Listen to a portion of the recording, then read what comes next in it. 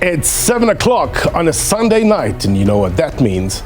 It's Topical starts right now.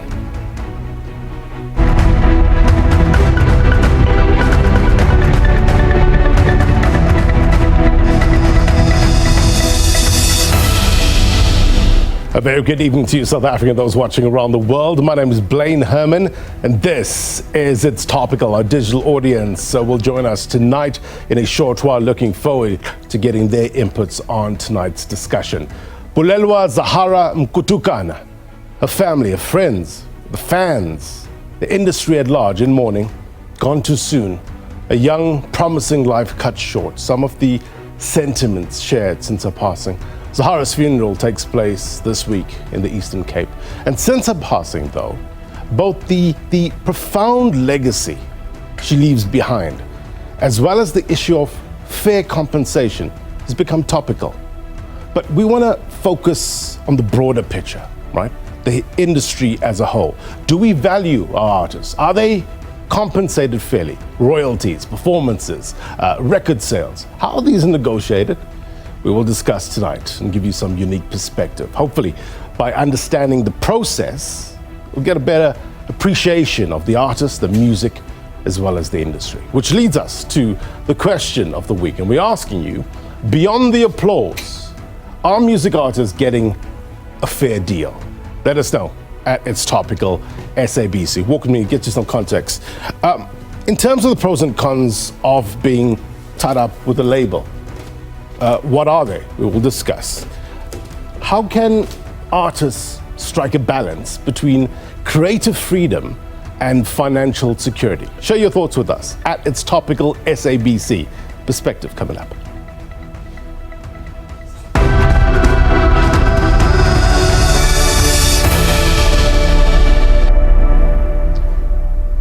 All right, let's get you some context. And as always, we turn to the magic wall. My guest tonight is a music business policy consultant, music producer, lecturer, and author. If I had more time, I'll give you half an hour extra to get through all your titles. Jonathan G. Shaw, thank you very much indeed for your time. We need your better mind. Me on the show. Some of these terms, the royalties, etc., the processes tends to be complex to the ordinary folks. So I want you to pull back the curtain a bit and give us some insight. Let's do this with regards to understanding the industry and the legislation. What sort of legislation is there currently that protects artists? So you've got a number of different acts currently in our law, right, and they consist of the Copyright Act, the Performance Protection Act, and then there's various others that circle around that, cultural promotions, thematic registrations, and so on. And essentially what it's meant to do is stimulate more art making. That's essentially what copyright is meant to do. And so part of that is to incentivize in two ways, economically, as well as culturally and morally, and what the artists get out of it by being known as an artist. Right. So economically and morally. How do we strike that balance there? Is that the sticky point? Yes. The economic side of it is obviously what everybody usually concentrates on. But the idea is that we're meant to have legislation that encourages art making. Right. In all forms, in all different ways, and so on. And the question is that what our current legislation is doing? And there's some amendments with regards to the Copyright and Performance Protection Act. We'll just go through it very quickly. I wouldn't run through all of it, but basically, this was the timeline, and this is where we are. We're still awaiting the signature of the president, if I'm not mistaken. Yes. Right. So some of the issues that were raised from the industry with regards to this, let's get to it quickly. This is one of the ones that tends to be a sticking point. The concept of fair use. What's some of the issues that people are raising? So one of the issues is that it's an American idea that has been brought into our law. And the idea is that you should be able to use a work without compensating for it. And being able to use it in a fair situation. That's the idea. And of course, the broader the idea of those exceptions are, the less remuneration the artists and those that they work with are going to get at the end of the day. That is what fair use is meant to be. And of course, if it's written too widely, it'll not benefit the industry at all. Currently, what's the text? So I've had another look at it today, and it grants uses for things like education and scientific discoveries and so on, and news reporting and those kinds of things. But then, of course, where's the fine line about where those things might be, stepping into the commercial realm, simply beyond some sort of idea of using it fairly? Right. So with regards to the concerns from some industry players, how do we modernize legislation and get it to the gold standard that is needed? So I think this is one of the big issues with the amendments at the moment, is it seems as though there's this idea that certain big corporations are going to benefit if it's amended and changed. And then, of course, there's the voice of the artist. Will they actually be able to benefit out of it? Right. So to modernize it means bringing it into the digital realm and being able to put in place certain protection measures on the internet and so on that have become part of the infringement process. That if you break the code to actually access something, you've infringed on the work itself, and so on and so forth. I want to look at also the process in terms of how do we get from somebody who has talent to a song playing on air to the person getting compensated. And I understand that you in your job would fit somewhere here in the middle between the record label and the artist and performer. That's right, yes. Take us through the process. Help us understand. So generally you get somebody with talent. Right. That's the ideal. And of course how they get discovered and so on is quite a process these days. And the labels will often look at things like their likes and plays and how well they're doing on social media and so on and so forth. Then of course it's how do they recognize and how does the artist make sure that they get their material so that the record label can evaluate it to some degree. In the old days you used to send demos, and it was done via ear, and then it was spotting the talent. These days they're looking for some sort of rise and buzz that the artist can generate. And so where I'm sort of sitting here is to try and take artists which have virtually no recognition to somehow getting them to be picked up by a label and essentially create a supplier relationship going this way. And I think that's one of the key problems, is that artists don't see themselves as business suppliers. They don't see themselves as supplying a sort of service that the record label may need. And something that is obviously topical, the issue of royalties, right? Break that down for us in practical terms from the artist's point of view and how they benefit, especially given we're in this digital era now. Has the industry come up to speed with regards to that? So the one thing that the record labels used to supply was distribution. That was quite a key part of the operation, being having access to physical stores. Whereas nowadays you can have distribution overnight and for relatively cheap. And you can pretty much be in all the major online stores, Spotify, YouTube, all of them. And of course, then if the song is there, the key question is what makes people stand up and take note of it? That is the key problem, which the labels then specialize in. They're basically big publicizing agencies, specializing in music and of course creating the perception that the artist is valuable and so on. And that is where they would join in. Now, of course, once you're able to do that, people should go and listen to it in online platforms. However, the big problem at this point in time is that the actual process where that happens does not generate enough revenue. It doesn't generate enough revenue for the artist to be able to survive or have a return on investment in terms of them putting their own music together. So is there a standard in terms of the rate, the royalty rate, or does it depend on the artist? How does that work? So at the moment, the rate is actually set by the digital stores at this point in time. And of course, they all differ somewhat, and some have way better options, and some have far smaller rates that they pay out. And the problem is that one stream, for example, generated by the amount of subscribers. So if you imagine you've got a static subscriber group, you're pulling in a static amount of income, right? That amount of income needs to still fund all of the artists that need to get paid out. And that generates something like less than 1 cent per stream of one song. And that means that you need to have millions and millions of actual plays to be able to generate revenue from that digital media, for example. So how does that factor in, just as we wrap, in terms of when you're negotiating your contracts, for example? Is it a case of a battle of wits between your lawyer and theirs, or what's the process? How do you get the best deal? So you can imagine that given the circle is a lot larger than this circle, the record company has a lot more clout. They've got a lot more negotiating power. The artists tend to want to be able to tap into what the art label can provide to get them famous and established and so on, and all those things that artists dream and hope for. And so they often get enticed by lower paying contracts, anywhere from 20% these days and up for digital revenue, which is actually probably on the low side for digital revenue. And they will take these deals in the hope that they will make it big and smash it out. The labels will then provide incentive, and they'll often pay part of those royalties up front. Right. And we'll talk about that a bit later. I want to talk about the advance, the so-called advance, and how does that level off towards the middle or towards the end of the contract. We'll talk about that. Sure. Jonathan, thank you very much. Thank you so much. Stick around. We're going to get more perspective from Jonathan in a short while. Jonathan G. Shaw.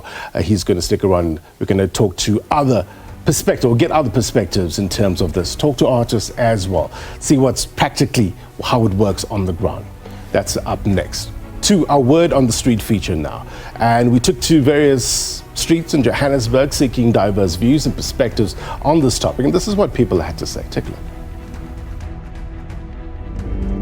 Taking credit for some talent that's not yours, or making money off of talent that isn't yours, is just unfair. It's hard for the music industry to be transparent.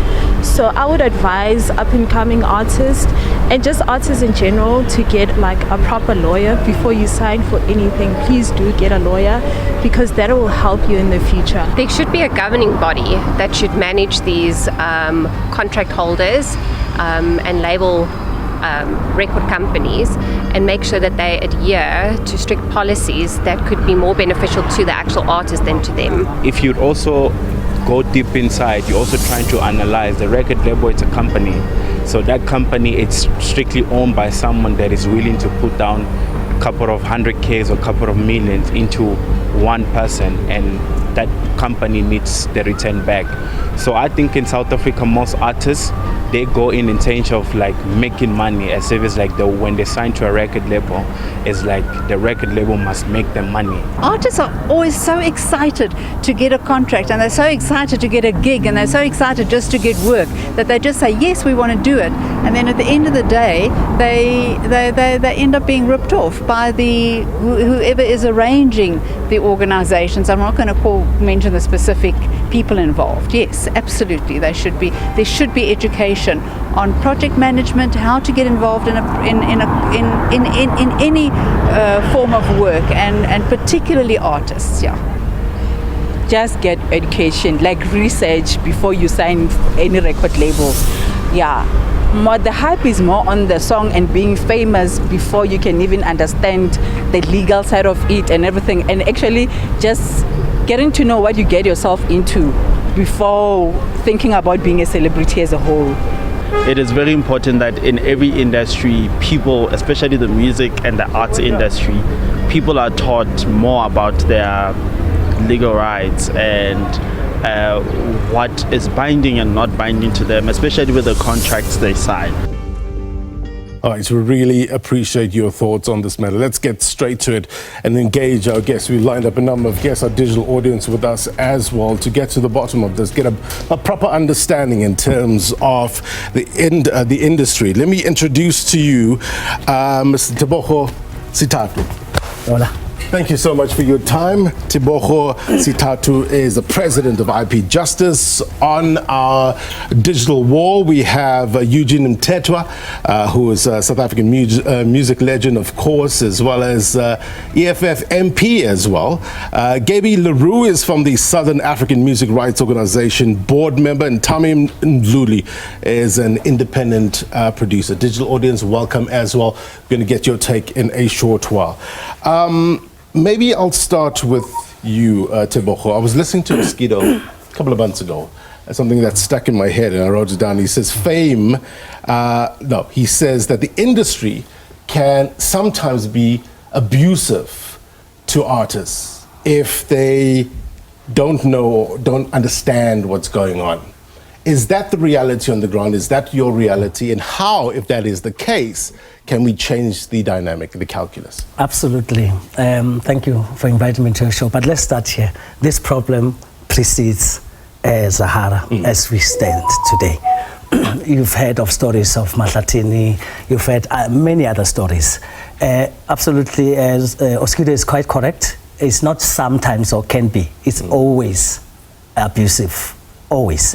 And that stems from the fact that when an artist comes and makes, negotiates with a label, all they want to do is do what God has given them to do, which is perform, make music. And unfortunately, because of they have not been capacitated beforehand, before they go to that negotiating table, anything will do. Right. And that's where they are left vulnerable from the onset, and so it starts. That's where it starts. Jonathan, let me bring you back into the conversation. Whose responsibility is that in order to assist the artist? If they are negotiating with a record deal or they do go the indie route, whose responsibility is that? I think that's a very good question, because I think the obvious answer is that it's the artist's responsibility at the end of the day. But in my experience, it's pretty much, as you say, Tebogo, it's in essence out of control of the artist's situation. Oftentimes, you don't know you're going to be a famous artist. You've got a talent, you've always dabbled in it, and suddenly you're this massive superstar, and you suddenly are unable to manage the situation. As, say, a doctor or a lawyer or somebody who's trained to do that practice would normally do. So I think it's, in some ways, it's also society's collective responsibility to some degree. Right. Let's bring in Eugene Mthethwa now, if we can put him up on the video wall. Eugene, look, to the ordinary person, celebrities, musicians seem to have it all, right? The fame, sometimes the fortune, but it's not always the case, as we know, as we learnt. Pull back the curtain for us, Eugene. Give us a sense of the hardships and the challenges that musicians go through. Well, thank you very much for inviting me today, and may I also greet your viewers at home. This issue, it's two-pronged. Let me contextualize it on the basis of Zahara. There's what we call performance fees, which the problem actually started when they introduced what they call 360 degrees artist contracts, which means that they own everything of yours, they own your music, and they even own you. Wherever you perform, they will deduct a percentage. Now that led to people taking artists automatically as if they are artist managers over every artist that they record or that they distribute. Now what they do is that the promoter will then come and say, I'm looking for Zahara to perform at a particular event. And because she's not privy to the discussion and the agreement that they have, they might charge 150,000.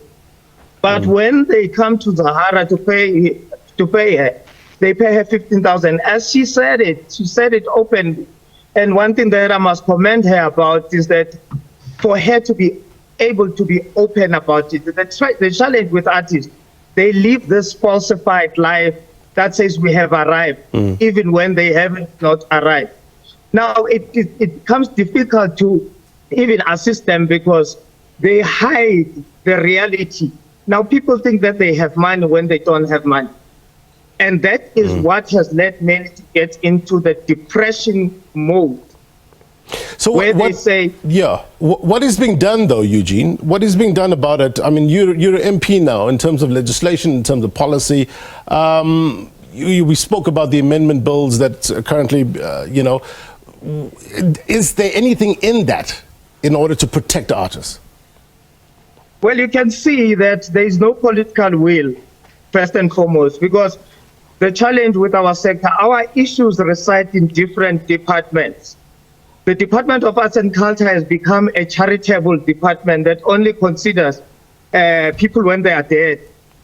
There is no one who's dealing with the issues. When you look at, first and foremost, you have an organization like SAMRO, because it is not at the moment regulated according to the Copyright and Performance Amendment Bill. You have a minister who's not able to utilize the Companies Act, which then should say, if you are practicing an unfair business, the minister should be able to zoom in. But this is one sector that is forever neglected. I was saying the other day, we are forever forgotten in life and only remembered in death. Mm-hmm. Let me bring in Gabie Roux from SAMRO. And I was just looking at your bio, sir. You worked with some of the biggest artists, Mandoza, Brenda Fassie, Ringo, the list goes on. So you know firsthand in terms of the hard work that is put in order to get those songs played on air or streamed, etc. Help us understand the challenges that artists are currently facing in terms of fair compensation in terms of royalties. Okay, look, you know, we're obviously limited in time, and the challenges are so great that it really is goes far beyond what a program like this in one segment can accommodate. Correct. And good evening to my colleagues. I know most of the guys on screen as well. We speak the same language, and sometimes we bump heads, but by and large, I think we're all talking about the same thing. You know, I represent SAMRO tonight, but I spent my life as a professional musician, and one thing I can say is that we have to also look at the way that the distribution channels of music has drastically changed through technology over the last, let's say the last 20 years, you know, and particularly over the last 16, 17 years or so, since around about 2005, 2006, with a movement from analog and hard copy CDs, tapes, etc., to digital. That firstly, you know, changed the whole way where artists, the model where artists earn their revenue. But park that for a moment. So that's the one challenge that artists have. We have to deal with it. We have to accept technology. Technology can also work for you.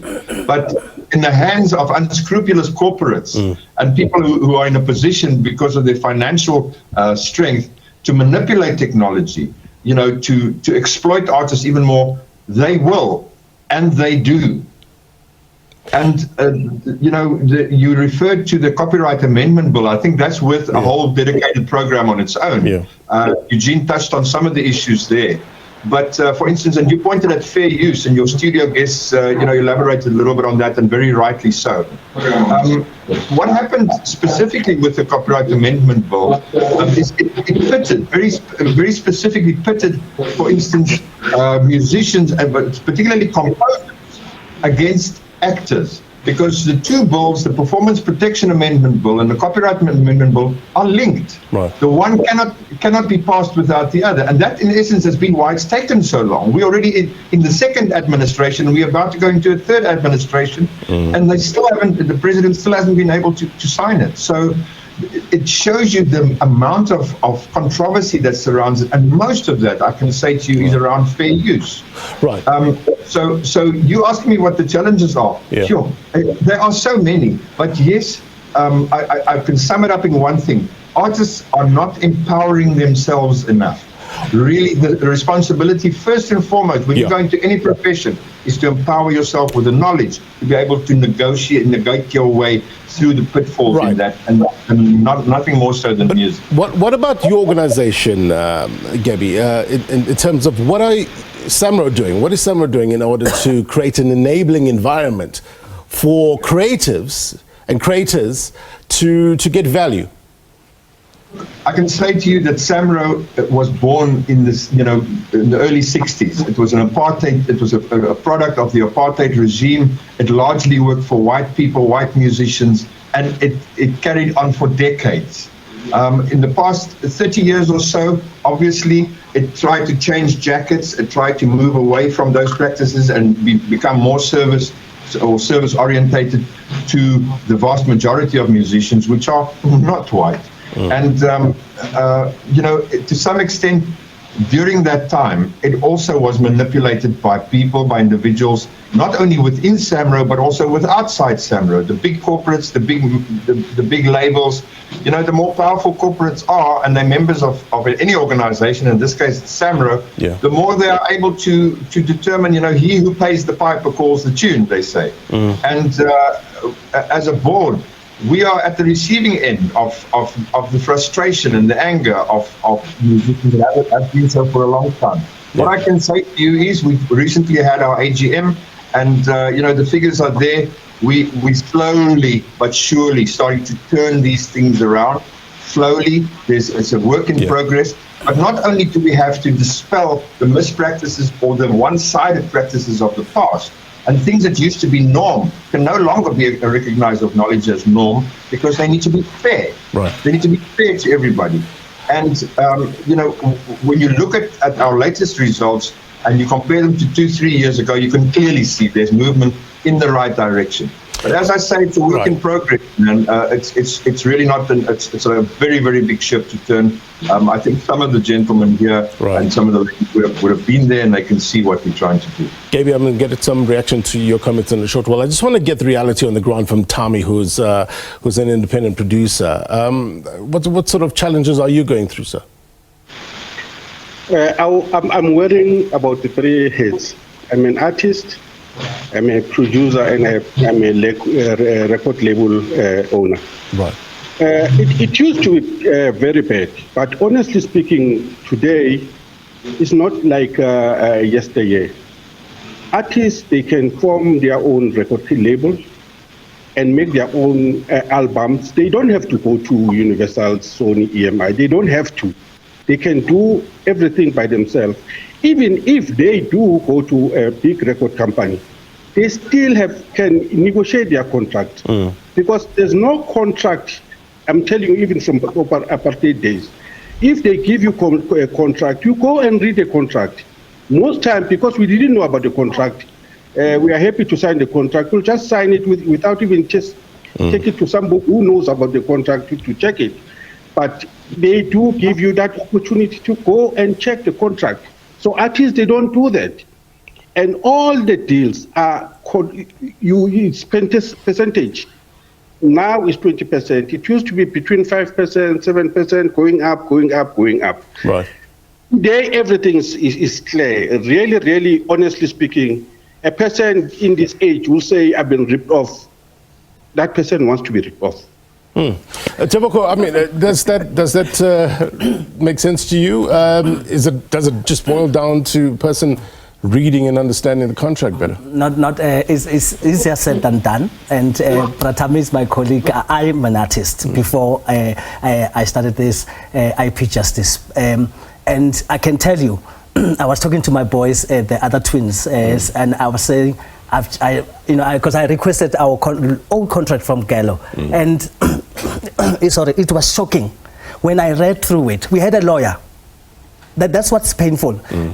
Having a lawyer doesn't mean that you're going to be protected. We had a lawyer, but that contract was so one-sided, disgusting, had no protection for us as the twins whatsoever.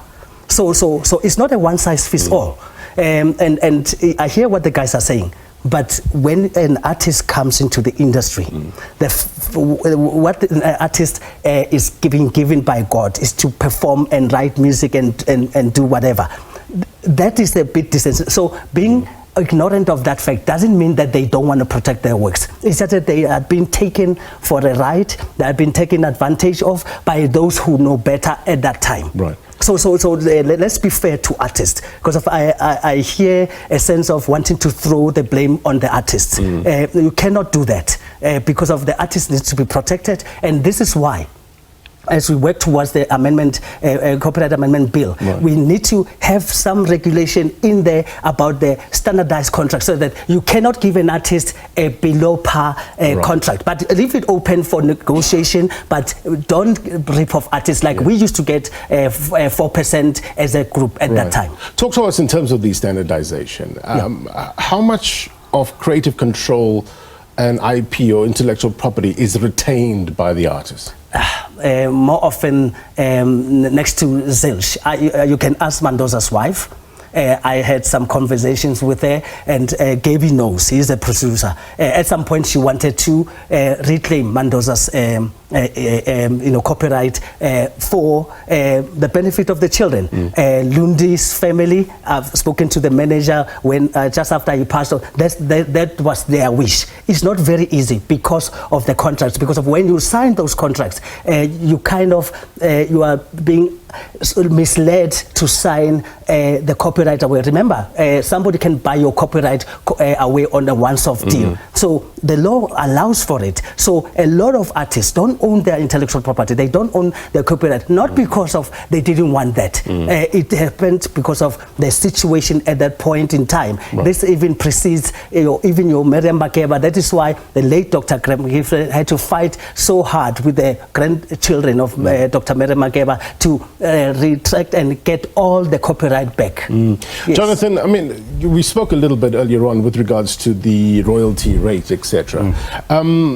Should it be standardized, or should it be tailored for specific artists, depending on how big you are, for instance, so how much, This is one of the key things on the table, especially with the Copyright Amendment Bill. If you read that bill, everywhere it goes through, it talks about equitable. Equitable share, equitable this. Equitable means you and I share the same. And of course, this is one of the arguments that people have against the bill, is that if let's say, for example, you're an artist and I want to give you a deal, right? I say, this is a very talented person. It's a chicken and the egg situation, all right? So without me recording you and giving you the opportunity to be recorded. I mean, we can go into the fact that artists can now commission a recording themselves. They can do it all themselves. But the thing is, the labels, that's what they are known for. That's what they do. They are able to create that enabling environment, that situation, that's what they understand. So they then provide this opportunity. And of course, that's what the artists want. They want fame, they want fortune, so to speak. And of course, then, like we said, the negotiating power is mine. I have the portfolio to show that I can do this for you. Therefore, I'm going to offer you a lower deal. Frankly, in this day and age, a royalty of less than 50% for an artist is probably, unfair, in my opinion. But a lot of labels will give them 25, 30% because they will see what the artist does. You say no. But to how many artists do you think say no? Some of them will go, great, you know what, I'm glad for the opportunity, I'll take it. And that's it. I wonder if it's a bit of an unfair question, but on average, how much does an artist make? I know it depends on a lot of things, but how much does an artist make in terms of royalties? So in terms of royalties, let's say, for example, I'll give you an average, maybe 6,000 Rand a year. From what I have seen and what I know, maybe there's other stats out there, but I know, for example, looking at SAMRO's average royalty rates, it was about 3,000. Gabriel, is that pretty accurate? How much royalties do you pay per month? Yeah, but look, firstly, your question is, let's just look at your question. How much money does an artist make? Correct.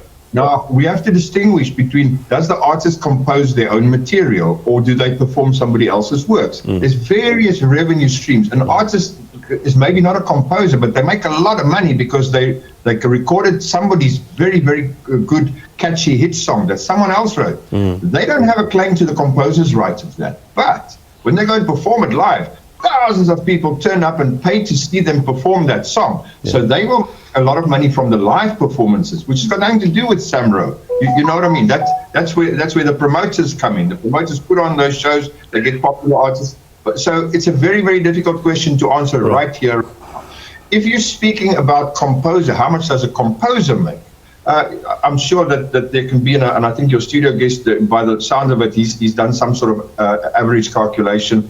I would say somewhere between 3,000 and 6,000 is probably not too far off. Thereabout. All right, we need to take a quick break. As I said, we can't get through all the issues in an hour, but it's a step in the right direction in terms of understanding the industry and understanding the process. If you understand the process, you appreciate better. When we come back, we're going to explore various other issues dealing with royalties, as well as some of the challenges and what's the way forward. More next.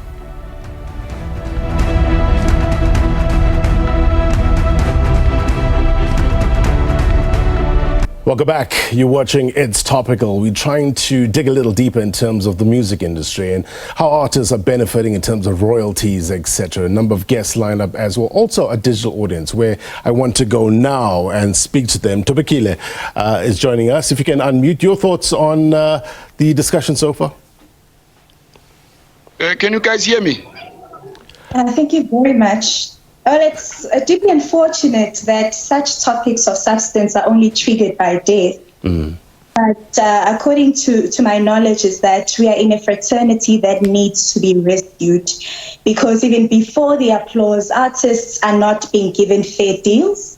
And Eugene did mention that artists are really not free enough to share their problems. They bottle everything inside.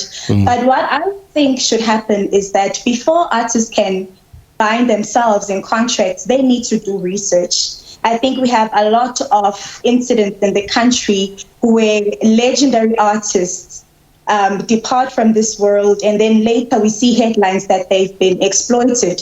And it is quite a consistent action that keeps on happening in the industry.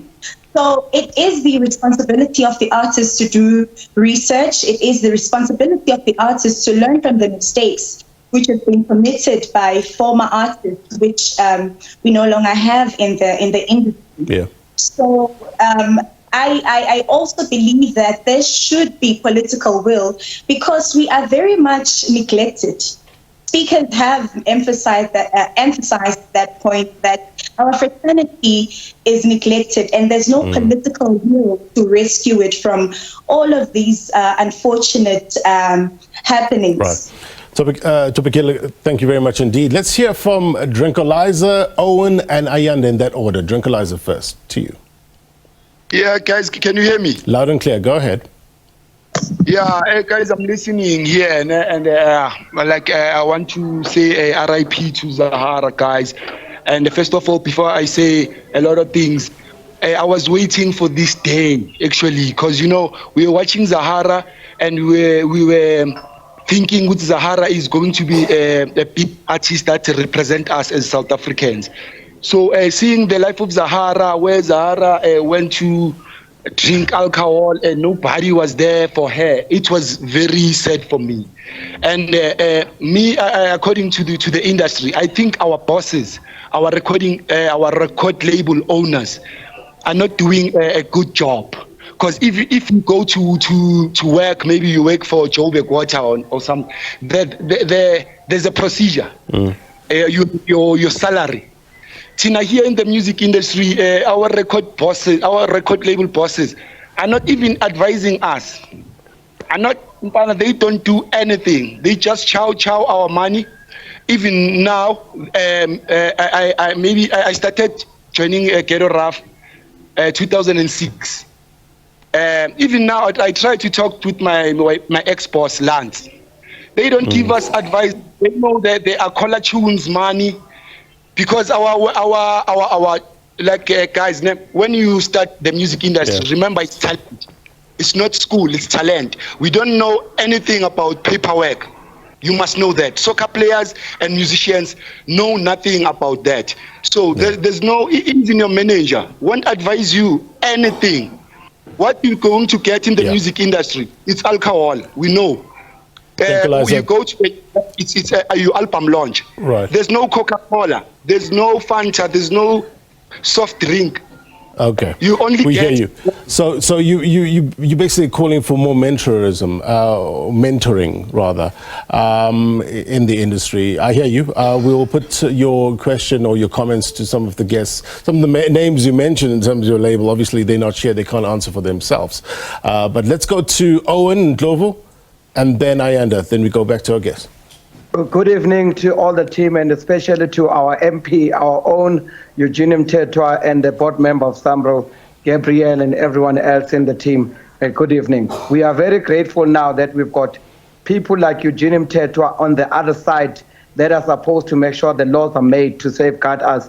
We are very proud of having one of our own in the parliament. Now, let me address the issue that you asked earlier on about how much artists are making in the industry. The artist makes money based on, for an example, when we talk airplay royalties for radio and television, it depends on how many times have you played on radio, and that will depend how much money you're making. Now, the problem is that in the entire industry, in the entire continent, we don't have a device that monitors all radio stations in terms of how much music they play. If it is there, it's not accurate. That has been the problem. For an example, when you talk Zahara, we can't even accurately say how many times has Zahara played on Metro FM or SABC or on any other station. But thank God to the people like Eugene and Sithathu and Gabriel, they've been pushing this thing, and now big organizations like SAMRO is taking this department very serious. So for the first time next year, artists will be paid accurately because of SAMRO is putting together that system to monitor all radio stations in the country in terms of how much music they play. Oh, and so thank you. Yeah, all right, I get your point. Thank you very much indeed. Jonathan, is that accurate in terms of the measurement of... I did want to just point out, there is an actual system that does it. It's called Radio Monitor, and they track the number of plays that do occur across all South African radio stations. And so there is a method. I think the big problem comes in is when radio stations pay a certain amount of money to license the music. And that is done on blanket. So in other words, you pay one price as a radio station, you can play as much music as you like. That means that the pool is limited from where the actual royalties are earned. Absolutely. Yeah, no, absolutely. You know, because, you know, there's a freedom of association. Say Tebogo is not a member of SAMRO and SABC has used my music, but I'm forced to go to SAMRO to claim, and suppose I'm not a member of SAMRO. So you know, the system has got holes that needs to be fixed. But also the monitoring is not as accurate as it ought to be. I would agree. So we need to keep improving the data system so that the information that is coming from the music users into the collecting societies is accurate enough so that the money also within the collecting societies, they can be distributed fairly based on who was played how many times where. Right.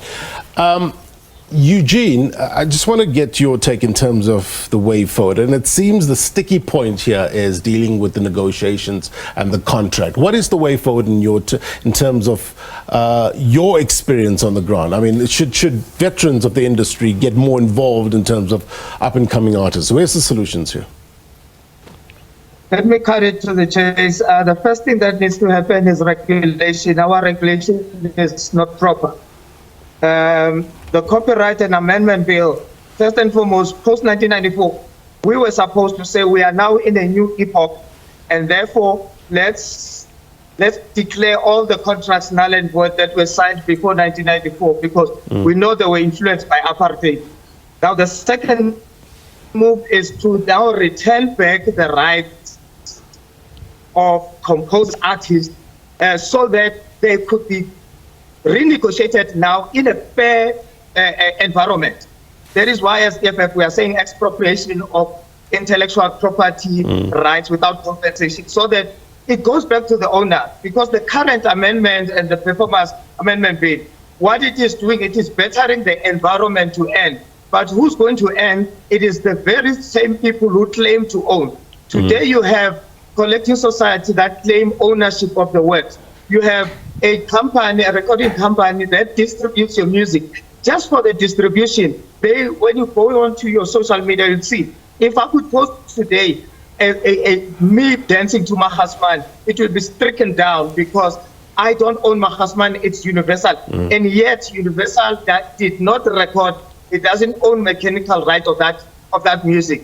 We recorded, we brought a final master to Universal to say, please distribute. How they end up owning copyright, mechanical rights, all these other neighboring rights, one doesn't know. So it means, and in fact, the challenge is that they are saying the one who pays it owns it, the one who commissions it owns it. That is wrong because it nullifies the fact of these being rights, but it then they become privilege. Right. A privilege. The one who has money has a privilege to own. That is why even artists cannot go to court. They have no legal stand in the court of law because the companies are the ones who have the right to go and fight even around the issue of pirates. Let's hear from Ayanda and then Indivuo. Ayanda, to you first. If you can unmute, Ayanda. Well, thank you very much to the viewers at home and you in studio.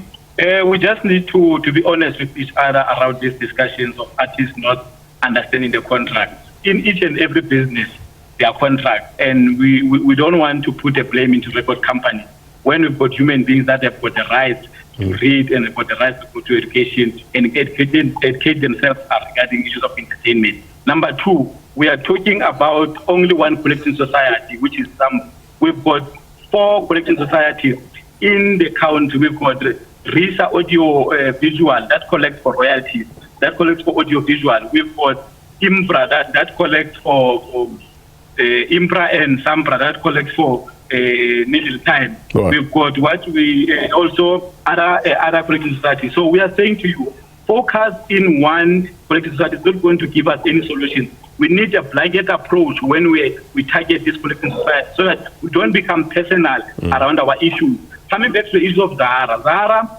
she's got almost 4 streams of income that she should have benefited, which is audio-visual royalties, mechanical royalties, performance royalties, and those things, and including performance royalties where she was performing. So if those things were not taken care of by the record company or by her as an artist, then it becomes a problem. Number 2 on this thing in closing, it's that we need to understand the marriage between TS and Sony. How did it happen? So that we find ourselves with what is happening now with Zahara. And that is going to happen with another artist, or it's happening with another artist as we speak now. So in closing, let us not focus on one collective society, but other collective societies that need to play their role. And education is key because these collective societies are sitting with money that needs to educate performers, that needs to educate composers with that money that they are collecting from SABC. That we gave them right to do so as composers. All right. Ayanda, thank you. Indivuo? Thank you very much. My name is Ndivuo NL, one of the independent artists. So on behalf of the independent artists, most of the artists are much more disparate. They're looking for the fame, but the disadvantages is limited resources and budget of the artist. That's why you may find that most of them, they doesn't even read the contract. So my problem is the government itself. In fact, like when they are hosting their gigs, their events, and some other corporate gigs. Right. So when it comes to the independent artists, the problem of the promoters and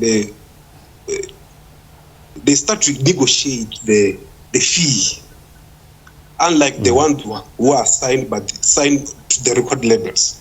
But as an artist independent, they take advantage that they doesn't have a manager, somebody who can stand for him or her. So that's the main problem.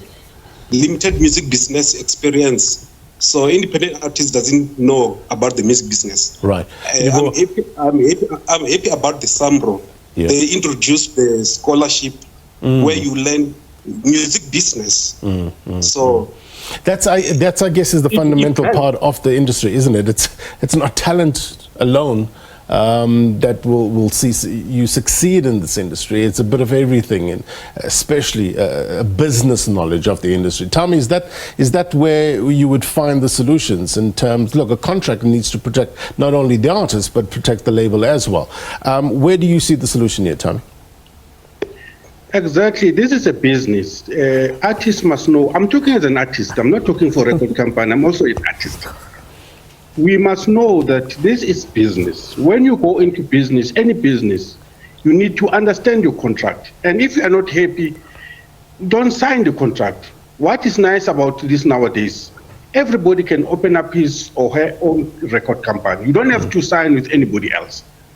90% of Zulu traditional artists, they've got record company, and they're doing very well, most of them.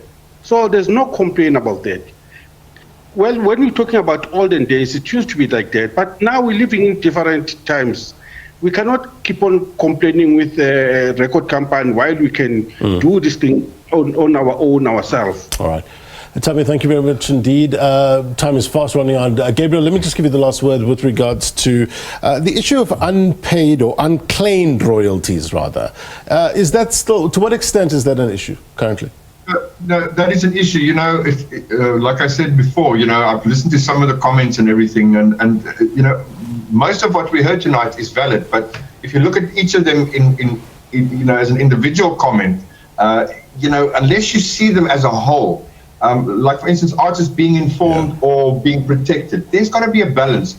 Artists have technology available now, and now that brings me to the what's so famously known as SAMRO Undock. In 2021, SAMRO decided on a very bold move to make the Undock, the list of Undock works available to its members to go and see, and to see if they recognize a work that's there and they say, hey, that's my song, and then they can institute a claim against that. SAMRO will process that, etc. So we're chipping away at that, and I can tell you, you know, that's not the only method that we're using as SAMRO to try and dispose of you know, the due revenue that's assigned to those works. But here's the problem.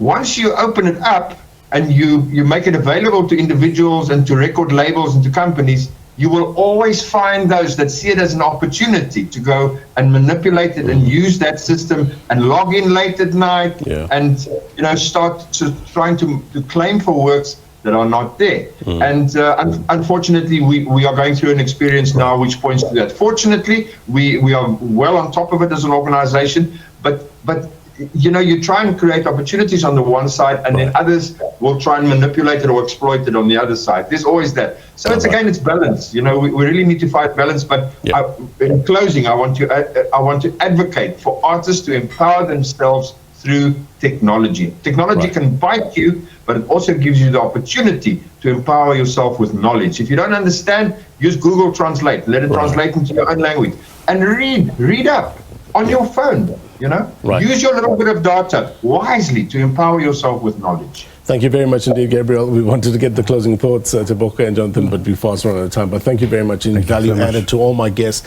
digital audience, as always. Thank you very much indeed. Gabriel, you mentioned it before. We can't solve these issues in an hour, but it's, I guess, a step in the right direction for us to get a better understanding, pulling back the curtain at what this industry is all about. Thank you very much indeed for your time. Right, before we go, here's my take. Musicians want to be the loud voice for so many quiet hearts. Billy Joel. No doubt they have an important job, so there needs to be a reverence for this artistry, right? Why should the arts be seen as less valuable as compared to other sectors, which aims to contribute to the development and the prosperity of this nation? Continued investment in the industry, and by extension in our artists, is key. The rights afforded to them need to manifest in a tangible way on the road to full economic emancipation. Fair compensation. Now that's music to any musician's ears. And that's my take. If you miss anything, be sure to watch this episode of It's Topical on YouTube. Sports Live up next. If you're watching a repeat of this program, then as always, the news continues. Until next week, my brothers and sisters, take care. Bye-bye.